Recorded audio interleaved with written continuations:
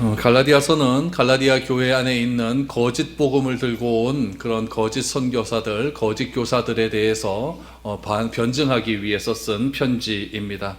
이 편지를 통해서 바울은 자신의 사도됨을 증거하고 오로지 구원은 할례 받음으로 구원을 얻는 것이 아니라 믿음으로 구원을 얻는다라는 것을 강조하기 위해서 오늘 편지를 씁니다. 거짓 교사들은 바울이 사도가 아니다라고 하는 것을 강조를 많이 했죠. 그래서 바울은 자신의 개인적인 간증을 들어오면서 자신은 어떤 사람의 힘에 의해서 사도가 된 것이 아니라 하나님의 계시로 말미암아 사도가 되었다라는 것을 강조하죠. 오늘 본문 말씀은 바울이 부활하신 예수님을 만난 후에 3번 예루살렘을 방문하게 되는데, 오늘 예루살렘 방문 중에 2번째 방문에서 있었던 내용들을 바울이 간증의 형태로서 그렇게 우리에게 말을 합니다. 바울은 첫 번째 예루살렘 방문은 언제 했냐면은 우리 갈라디아서 1장 17절 18절 말씀에 보면은 나와 있죠. 아라비아 광야에서 다메섹에 갔다가 베드로를 만나기 위해서 회심한 지 3년 만에 예루살렘으로 들어가게 되죠. 그래서 예루살렘에 좀 더 있고 싶었는데 하나님의 음성이 들려 하나님께서 예루살렘을 떠나라 라고 그렇게 말씀을 하셨기 때문에 그렇게 예루살렘을 떠나게 됩니다. 그래서 베드로를 만나기 위해서 회심한 지 3년 만에 예루살렘을 첫 번째 방문합니다. 두 번째 방문은 오늘 본문에 보니까 14년 만에 예루살렘을 다시 방문했다라고 나오는데, 이번에 두 번째 예루살렘 방문한 목적은 무엇이냐면은 안디옥 교회의 구제 헌금을 전달하기 위해서 그렇게 예루살렘 교회를 방문하게 됩니다. 예루살렘 지역에 큰 가뭄이 있게 되었거든요. 가뭄 때문에 굉장히 어렵다는 소식을 듣고 예루살렘 교회에서 분리 개척시켜준 안디옥 교회에서 헌금을 모아서 예루살렘 교회로 이렇게 전달하는 그런 일들이 있었습니다. 그래서 그걸 전달하기 위해서 예루살렘 교회로 두 번째로 방문하게 됩니다. 세 번째 방문은 사도행전 15장 말씀에 나오는데, 예루살렘 공회에 참석하기 위해서 예루살렘을 방문하게 됩니다. 그래서 그 할례 문제 때문에 굉장히 어려운 그런 논의들이 있었죠. 그래서 예루살렘 공회에 참석하기 위해서 이렇게 세 번째로 예루살렘을 방문하게 됩니다. 예루살렘 공회에 참석해서 자신이 이렇게 선교지에 갔던 여러 가지 일들을 보고하게 되는데, 이 보고할 필요는 없었거든요. 바울이 안디옥 교회에 가서 이렇게 보고만 하면 됐지, 예루살렘 교회까지 가서 이렇게 보고할 필요는 없었지만은 바울의 생각 가운데는 그런 생각이 있었습니다. 선교는 하나가 되어야 된다. 땅 따먹기 식으로 네 거 내 거 차지해서는 안 되고 하나가 되어야 되기 때문에 자신이 한 선교한 그런 모든 내용들을 예루살렘 교회도 알고 있어야 된다라고 하는 그런 생각에서 예루살렘 교회를 방문하게 됩니다. 오늘 두 번째 예루살렘 방문에서 어떤 일이 있었는가 한번 살펴보면서 바울이 자신은 왜 사도가 되었고 갈라디아 지방에 가서 왜 복음을 증거해야 됐는지에 대한 이유를 바울의 그런 간증을 통해 우리가 한번 살펴볼 수 있기를 바랍니다. 1절 2절 말씀 한번 보시죠. 14년 후에 내가 바나바와 함께 디도를 데리고 다시 예루살렘에 올라갔나니 계시를 따라 올라가 내가 이방인 가운데서 전파하는 복음을 그들에게 제시하되 유력한 자들에게 사사로이 한 것은 내가 다름질하는 것이나 다름질한 것이 헛되지 않게 하려 함이라 라고 말합니다. 14년 후라고 했어요. 그러니까 1차 방문한 지 1차로 예루살렘을 방문한 지, 또 정확하게 이야기하면은 갈라디아서 1장 17절, 18절 이하의 말씀처럼 그 일에서 14년이 지난 다음에 예루살렘을 다시 한번 방문하게 됩니다. 바울이 3번 예루살렘을 방문했다고 했잖아요. 세 번째로 예루살렘을 방문한 때가 언제였냐면은 49년입니다. AD 49년이고 1차 방문은 32년에 이루어집니다. 그러니까 1차 방문이 32년에 이루어졌으니까 오늘 본문에 14년 만에 다시 방문했다고 했잖아요. 그러니까 46년이라는 것을 알게 되는 거죠. 그러니까 갈라디아서 1장 18절에서 24절까지, 그 다음에 2장 1절이 시작되잖아요. 이때까지 시간적 간격이 14년이 흘렀다라는 것을 기억을 해야 됩니다. 이 14년이라고 하는 시간 속에서 바울은 어떤 일들이 있었을까요? 바울은 1차 선교여행을 경험하게 되죠. 이 14년이라는 시간 속에서 1차 선교여행 경험하면서 갈라디아 지역에서 교회를 많이 세우게 됩니다. 특별히 갈라디아 지역에서 교회를 세울 때 1차 선교여행을 할 때 루스드라라고 하는 지방에서 꽤 어려움이 있었어요. 루스드라 지방에 딱 갔더니 바울이 막 복음을 막 전했거든요. 그랬더니 이 루스드라 사람들이 뭐라고 이야기했냐면은 헤르메스와 제우스 신이 내려왔다라고 이렇게 말을 하죠. 헤르메스와 제우스 신이 내려왔다. 그러니까 그리스 신화에 나왔던 그런 신들이 내려왔다라고 이렇게 얘기를 하자, 나는 그런 신이 아니다라고 이렇게 얘기했더니 이 루스드라 사람이 막 돌을 던지기 시작을 했어요. 그래서 바울이 사도행전에 보면은 거의 죽을 뻔합니다. 거의 죽을 뻔해서 그렇게 루스드라에서 나온 그런 일들이 있게 됩니다. 그러니까 바울에게 있어서 이 14년이라고 하는 시간, 이 1장에서 2장으로 넘어가는 이 시간은 결코 의미가 없는 그런 시간은 아니었다라는 것을 알게 됩니다. 바울이 그래서 이 14년이 지난 다음에 오늘 1절에 보니까 누구와 같이 다시 예루살렘으로 갑니까? 바나바와 디도와 같이 예루살렘으로 가게 됩니다. 바나바는 바울이 부활하신 주님을 만난 이후에 3년 만에 예루살렘을 방문했다가 고향 길르기아 지방에서 10년간 머무르게 되죠. 그 이야기가 어디에 나오냐면은 1장 18절 말씀에 나와요. 1장 18절 말씀에 나왔다가 21절에 보니까 내가 수리아와 길르기아 지방에 이르렀으나 라고 하잖아요. 그러니까 수리기아와 길르기아 지방에서 몇 년을 머물게 되냐면 10년을 머물게 됩니다. 이 길르기아 지방에 다소가 있거든요. 다소가 바울의 고향 아닙니까? 그러니까 바울이 예수님 만나고 아라비아 광야 갔다가 예루살렘에 가서 15일을 머무르고 예수 하나님께서 떠나라라고 하는 말씀 때문에 떠나서 어디 갔냐면은 이 다소 지방, 수리아 지방의 길리기아 지방의 다소라는 동네에서 10년간 머무르고 있었던 거예요. 10년간 머무르고 있었는데 그 찰나에 수리아에 있는 안디옥 교회에 바나바가 담임 목회자로 부임을 하게 되거든요. 부임을 하다가 바나바에 의해서 다소에 있는 바울을 데리고 오죠. 바나바가 데리고 와서 이 안디옥 교회에서 최선을 다해 목회를 하게 됩니다. 한 2년 정도 이렇게 목회를 해요.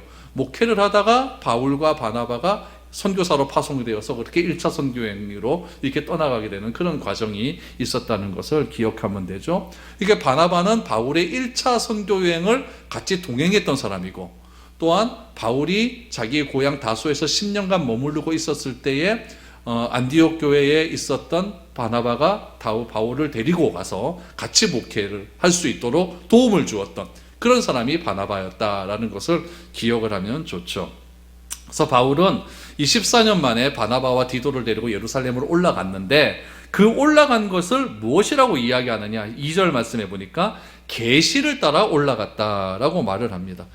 그러니까 자기가 예루살렘으로 가고 싶어 간 것이 아니라 하나님의 계시에 의해서 자기는 올라갔다라는 것을 강조하고 있는 것이죠. 이건 무엇이냐, 바울의 전체적인 삶은 하나님의 계시에 의한 삶이었다라는 것을 이야기하는 거예요.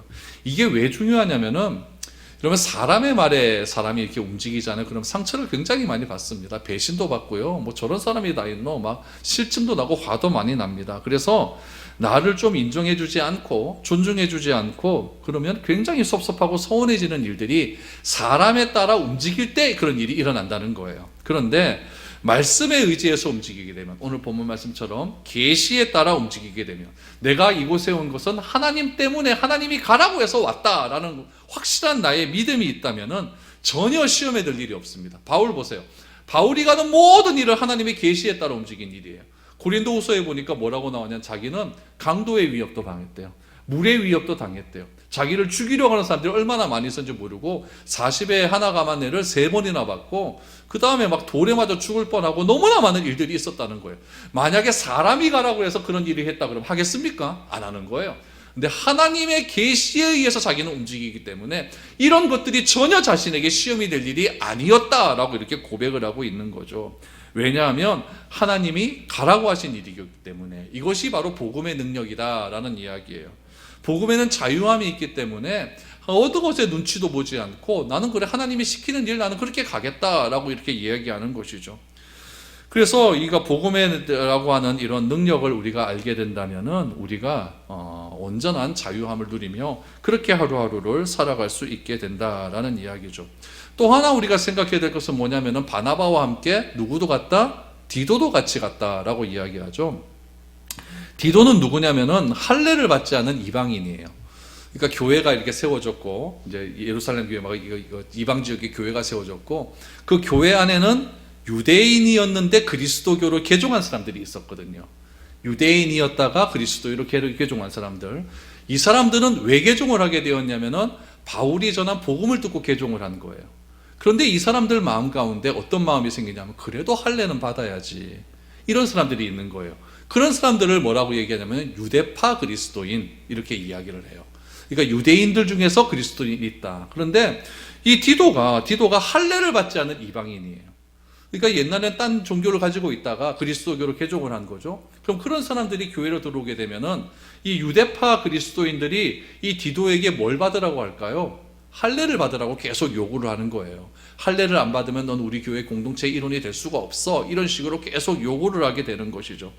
이 디도는 할례를 받지 않는 이방인이었어요. 여러분들 고린도 전후서를 읽어보면은 고린도 교회에 얼마나 문제들이 많았습니까? 그 문제를 해결하는 데 결정적인 역할을 한 사람이 이 디도입니다. 그래서 바울의 편지도 고린도 교회에 갖다 준 사람이 디도고, 여러분 디도에 보면 디도서가 있지 않습니까? 디도서에 보면은 디도는 그레데 교회, 그레데 섬에서 목회를 하고 있었는데 그레데 교회의 목회자였음을 우리는 알게 됩니다. 바나바는 어떤 사람이냐? 레위지파 사람이었거든요. 레위지파 사람이니까 유대인 아닙니까? 유대인 가진 정통적인 유대인이고, 디도는 어느 나라 사람이냐면 헬라 사람이에요. 그리스 사람이란 얘기죠. 그리스 사람으로 그리스도인이 된 거고, 이렇게 여러분 구분을 좀 지으면 됩니다. 바나바는 유대인이었는데 그리스도인이 된 사람이고, 디도는 헬라인이었는데 그리스도인 된 사람이었다라는 얘기죠. 근데 왜 바울이 이 갈라디아서를 쓸 때에 이 두 사람의 이름을 기록을 하느냐, 이야기를 하느냐, 이유가 있습니다. 오늘 3절에서 5절 보시죠. 그러나 나와 함께 있는 헬라인 디도까지도 억지로 할례를 받게 하지 아니하였으니 이는 가만히 들어온 거짓 형제들 때문이라. 그들이 가만히 들어온 것은 그리스도 예수 안에서 우리가 가진 자유를 엿보고 우리를 종으로 삼고자 함이로되, 그들에게 우리가 한 시도 복종하지 아니하였으니 이는 복음의 진리가 항상 너희 가운데 있게 하려 함이라 라고 말합니다. 여러분, 여기서 우리가 딱 하나 여러분들이 기억해야 될 것은, 복음에는 뭐가 있냐면 자유가 있습니다. 우리 아까도 얘기했지만 진리가 할지니 진리가 너희를 자유케 하리라. 복음에는 자유가 있어요. 그런데 유대인 중에 그리스도인이 된 사람이 있어요. 그런 사람들 중에 어떤 사람은 하나님을 베드로 믿기 위해서는 뭘 받아야 된다? 할례를 받아야 된다라고 생각을 하는 거예요. 그런데 바울은 어떻게 했느냐? 디모데 알죠? 디모데전서 쓴 사람. 디모데에게는 할례를 받게 합니다. 디모데는 요즘 말로 하면 뭐냐면은 혼혈인이에요. 혼혈인이에요. 그러니까 엄마는 유대인이고 아빠는 다른 이방인 아닙니까? 그러니까 혼혈인이기 때문에 이 사람도 어떻게 보면 교회에 들어와서 할례 문제 때문에 조금 문제가 생길 수 있지만, 바울은 디모데에게는 어떻게 시켰냐면은 할례를 받게 했어요. 할례를 받아라. 그런데 디도에게는 어떻게 했냐면은, 디도는 헬라인 아닙니까? 그런데 디도가 유대인들이 있는 교회에 들어와서는 디도에게는 할례를 받지 말라고 하거든요. 그럼 이걸 왜 그러느냐? 디모데가 섬겨야 될 교회는 어떤 교회냐면 유대인들이 굉장히 많은 교회였어요. 그렇기 때문에 유대인들과 굳이 할례 문제 때문에 충돌을 일으킬 이유가 없는 거죠. 그래서 디모데에게 너 그럼 할례 받아라. 그럼 디도는 어떻습니까? 디도는 아까도 얘기했지만 그레데라고 하는 곳에서 목회를 했어요. 그렇기 때문에 디도는 그 지역 주민들 자체가 다 이방인들이 많았거든요. 그렇기 때문에 디도에게는 할례 받지 말아라 라고 이렇게 이야기를 한 거죠. 그러니까 이건 무슨 일이냐면은, 바울이 누구는 할례 받고 누구는 할례 받지 못하게 했다라고 하는 것은, 이유는 뭐냐면은 이 복음 뭡니까? 십자가와 부활을 믿음으로 구원을 받는다라고 하는 이 복음에는 자유가 있기 때문에 그렇다라는 거예요.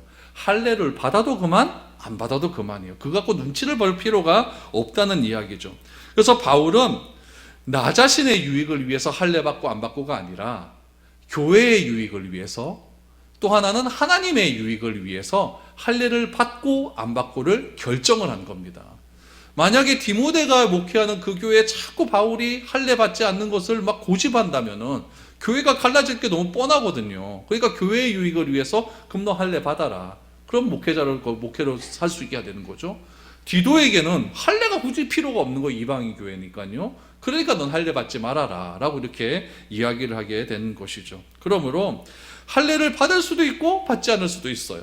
그런데 그것을 할례 받고 안 받고가 나의 믿음을 지키기 위함이 아니라 교회의 유익, 하나님의 유익, 이 공동체의 유익을 위해서는 받을 수도 있고 안 받을 수도 있는 거예요. 왜냐하면 그것이 구원과는 전혀 상관이 없는 일이기 때문에 그래요.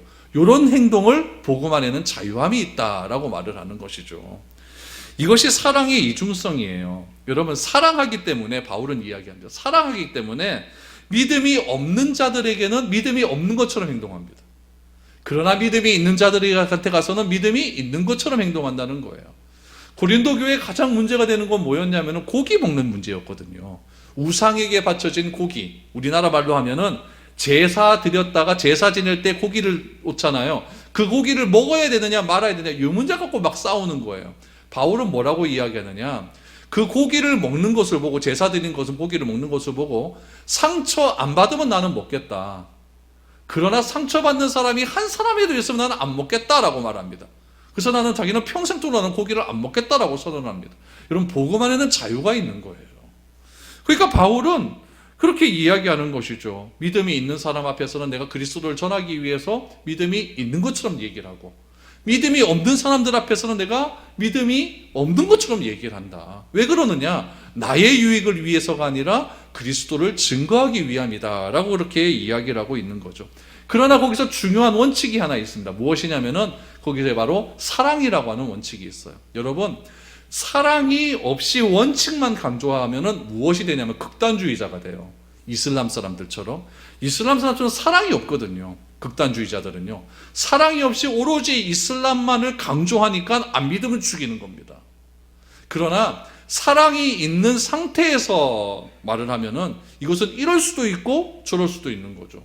자녀를 사랑하니까 때리기도 하지만, 자녀를 사랑하기 때문에 그 때린 자녀들 때문에 눈물을 흘리는 겁니다. 이렇기 때문에 사랑에는 이중성이 항상 존재한다는 이야기죠. 그래서 바울은 교회를 너무너무 사랑하는 거예요. 교회를 사랑하기 때문에 이 할례의 문제를 가지고 받아야 되느냐 말아야 되느냐, 이거 갖고 더 이상 우리가 머리 아프게 교회가 갈라지는 일이 없게 하자. 중요한 것은 무엇이냐면은 교회를 사랑하는 우리의 마음이 중요하다라는 것을 이야기하고 있는 것이죠. 그런데 오늘 이거 3절 4절 말씀해 보니까, 4절에 보니까 갈라디아 교회에 무슨 문제가 있었느냐, 가만히 들어온 거짓 형제들이 있어요. 그 거짓 형제들이 우리가 가지고 있는, 갈라디아 교회 사람들이 가지고 있는 자유를 본 거예요. 그 자유는 어떤 자유냐, 할례를 받아도 되고 안 받아도 된다는 그 자유를 본 거죠. 왜 받아도 되고 왜 안 받아도 됩니까? 할례는 구원과 상관없기 때문에 그래요. 구원은 복음과 상관이 있고 할례는 전혀 상관이 없거든요. 근데 가만히 들어온 사람들이 이 상관없는 이 자유의 문제를 가지고 굉장히 어려운 문제를 만들고 있다라는 이야기죠. 그래서 할례를 받아야만 구원을 받을 수 있다라고 주장하는 사람은 복음 안에서 자유를 누리고 있는 사람들을 찾아가서 너 그러면 안 돼. 할례를 받아야만 구원을 얻을 수 있어 라고 말을 하면서 자꾸 우리를 종으로 만들어 버린다는 거예요. 할례라고 하는 틀에 종을 만들어 버린다는 거죠. 복음만 가지고 있었을 때는 종이 아니에요. 자유를 누리고 살아가는 거죠. 할례 받아도 되고 안 받아도 되고. 근데 할례를 받아야 돼! 라고 얘기해 버리니까 이 할례라고 하는 것에 내가 꽉 매여 있어가지고 나 할례 안 받으면 난 천국 못 가나 봐. 할례 안 받으면 나는 교회 공동체의 일원이 못 되나 봐. 이런 생각들이 자꾸 들어오게 되니까 이것을 가리켜서 억압이 되잖아요. 그것을 오늘 본문에서는 종이 되었다라고 이렇게 이야기하는 거예요. 여러분, 우리가 신앙생활함에 있어서 좀 자유를 누리시기를 바랍니다. 너 눈치 보고 신앙생활 할 거 없잖아요. 여러분, 주님의 십자가 사건을 뭐라고 이야기하냐면 구속사건이라고. 구속이라는 것은 무엇이냐면은 묶여 있는 데서 풀려나는 것이 구속입니다. 이스라엘 백성들이 애굽에서 종이 되었잖아요. 종이 되었던 것을 하나님께서 출애굽시켜서 풀려냈잖아요. 요게 구속입니다. 종 되었을 때는 내가 자유가 없어요. 내가 일을 해야만 우리가 먹고 살 수 있었던 거예요. 그런데 자유함을 누려서 하나님께서 출애굽을 시켜버리니까 일주일에 하루는 일하지 않아도 먹을 수 있게 된 거예요. 이게 자유라는 이야기예요. 그래서 예수님의 십자가의 은혜로 우리가 구속함을 받았는데 왜 할례 문제 갖고 이 할례에 자꾸 묶여서 살려고 하느냐, 이것을 지금 바울이 굉장히 안타까워하고 있는 것이죠.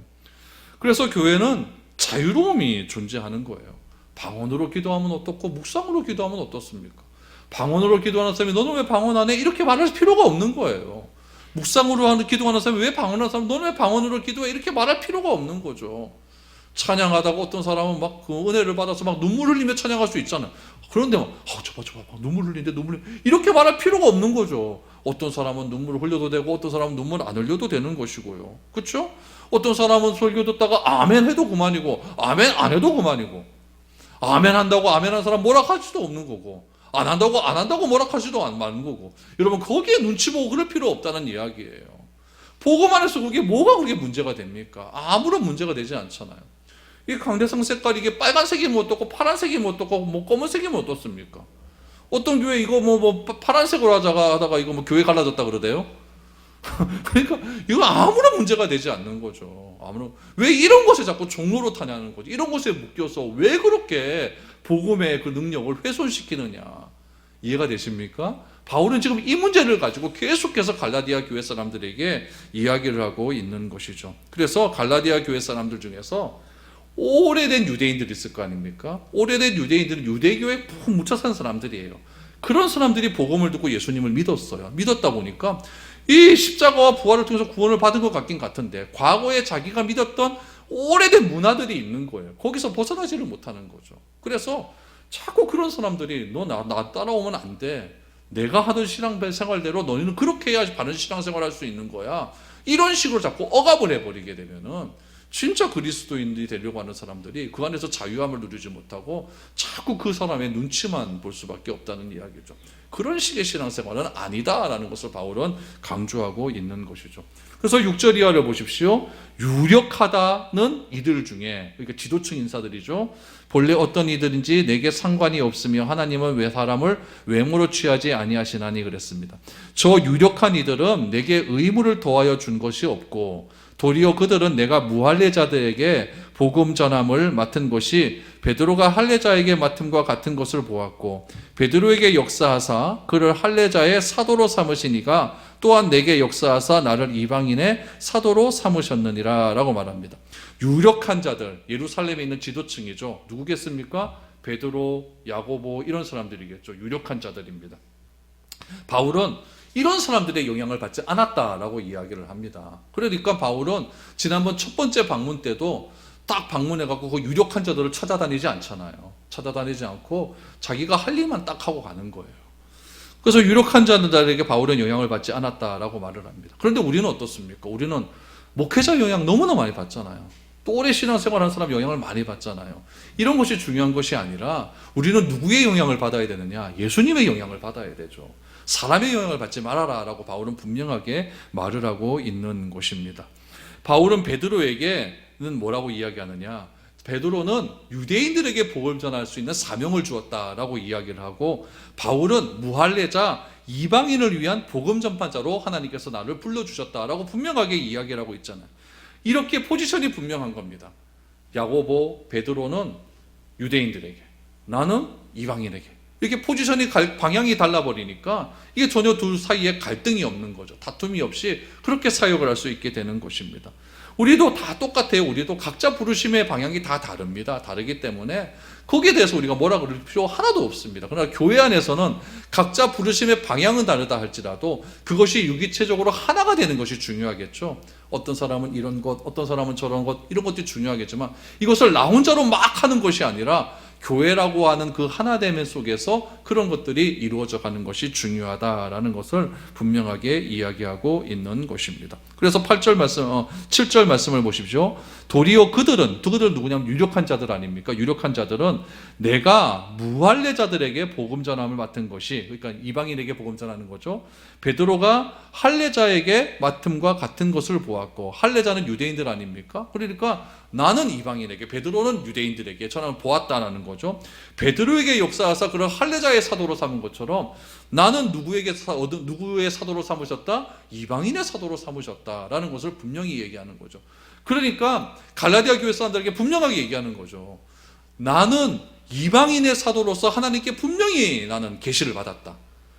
베드로나 야고보에 의해서 계시받은 것이 아니라 나는 하나님께로부터 계시받았기 때문에 나의 사도권을 가지고 너희들이 뭐라 그러지 말아라. 이렇게 분명하게 이야기를 하고 있는 것입니다.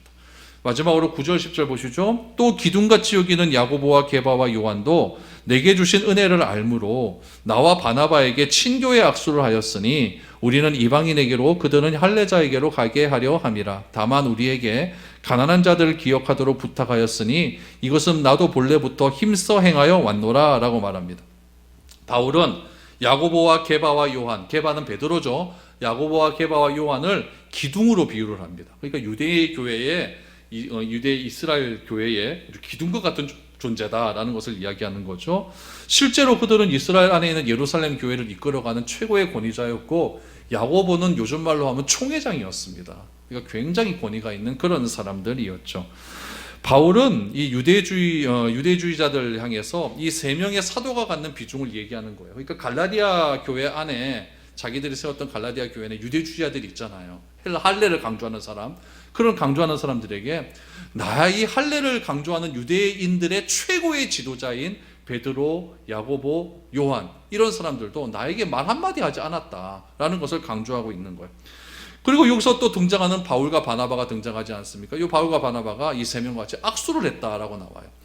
여기서 말하는 악수라고 하는 것은 무엇이냐면 친교의 악수라고도 할 수가 있겠지만은 이제 예루살렘 공회에서 할례 문제 때문에 굉장히 심각한 논쟁들이 일어나게 되거든요. 이 할례 문제를 도대체 교회에서 어떻게 해야 될 것이냐라는 것들을 굉장히 심각하게 논쟁을 하다가 베드로가 고넬료의 집에서 있었던 여러 가지 사건들을 예를 들면 설명할 때에 이 할례의 문제가 딱 해결이 됩니다. 그래서 더 이상 교회 안에서 할례의 문제를 가지고 판단하지 말자라고 하는 것을 회의상에서 딱 선언을 해줍니다. 선언을 하면서 바나바와 바울 그리고 또 다른 유대인 그룹이었던 베드로, 요한, 야고보가 서로 공회에서 악수를 하게 되는 거죠.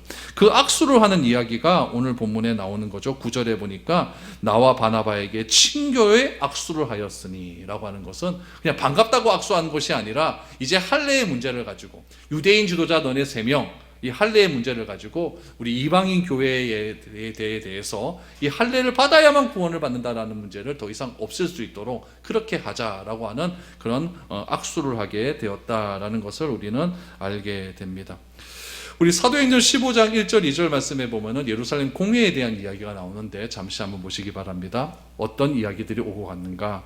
어떤 사람들이 유대로부터 내려와서 형제들을 가르치되 너희가 모세의 법대로 할례를 받지 아니하면 능히 구원을 받지 못하리라 하니, 이게 이제 갈라디아 교회에 나왔던 거짓 교사들의 이야기예요. 바울 및 바나바와 그들 사이에 적지 아니한 다툼과 변론이 일어난지라, 교회에서 막 일어났다는 얘기죠. 형제들이 이 문제에 대하여 바울과 바나바와 및 그중 몇 사람을 예루살렘에 있는 사도와 장로들에게 보내기로 작정하니라. 그래서 간 거다 이거죠. 그래서 간 거다. 그래서 세 번째로 이렇게 가게 되었다라는 것을 이야기하고 되는 것이죠. 그러므로 이 바울은 이 예루살렘 공회를 통하여서 모세의 법대로 할례를 받지 못하면 구원받지 못한다라고 하는 이 거짓 복음이 잘못되었다라는 것을 분명하게 이야기를 해준 겁니다. 이런 편지를 그럼 받아들인 갈라디아 교회 사람들은 그렇구나. 진짜 그렇구나. 진짜 구원은 이 할례로 받는 것이 아니라 하나님의 은혜로 우리에게 임하는 사건이구나라는 것을 깨닫게 되는 것이죠. 모세의 법대로 할례를 받지 않으면 구원받지 못한다고 주장하는 사람들이 몰래 들어옵니다. 들어와서 예수 안에 누리고 있는 자유를 빼앗고 할례라고 하는 것의 종으로 만들어 버린 것이죠. 여러분, 이 당시는 몰래 들어온 사람들이 참 이 나쁜 짓을 많이 했어요. 근데 요즘 이단들은 어떻게 들어오는지 아십니까? 몰래도 안 들어와요. 이것들이 요즘엔요. 당당하게 들어옵니다. 당당하게 들어와서 교인들이 이렇게 들어올 때에 그 앞에서 이렇게 전단지 나눠줍니다. 신천지 오라고. 요즘은 얼마나 당당한지 모릅니다. 그래서 그런 것들 때문에 교회 앞에서 막 그냥 고소가 일어나고 경찰들이 출동하고 이런 경우들이 굉장히 많죠. 그래서 그런 것들을 미연에 방지하기 위해서 우리 총회에서 결의를 하나 해놨어요. 어떻게 결의를 해놨냐면은 입구에다가 신천지를 비롯한 이단들하고 정제된 사람들이 이곳에 출입 못하도록 딱 붙여놓는 거예요. 그거 붙여놓았음에도 불구하고 그들이 이렇게 와서 막 전단지를 뿌리고 행할 뻔 형사처벌 받겠도록 그렇게 딱 법으로 만들어 놓았습니다. 근데 요즘엔 너무 이렇게 당당해졌다는 얘기죠. 근데 옛날에는 몰래 들어와서 이런 일들을 많이 해서 뒤에 교회에 불만 있는 사람들 다 끄집어내갖고 새로운 불만 조정을 만들어서 교회를 분열시키는 그런 일들을 굉장히 많이 했다라는 이야기죠. 여러분, 교회가 오늘날에도 보면은 이 교회가 힘을 잃었기 때문에 자꾸 이단의 공격 대상이 됩니다. 그러므로 오늘날 우리에게 필요한 것은 무엇이냐면 정통신학이 필요한 거예요. 진짜 이 복음이 무엇이고 진짜 바른 신학이 무엇인지를 우리가 잘 듣고 깨달아서 우리가 하나님 은혜 가운데 우리가 온전히 굳건하게 서갈 수 있는 그런 교회가 될 수 있도록 여러분 힘쓰고 애써야 됩니다.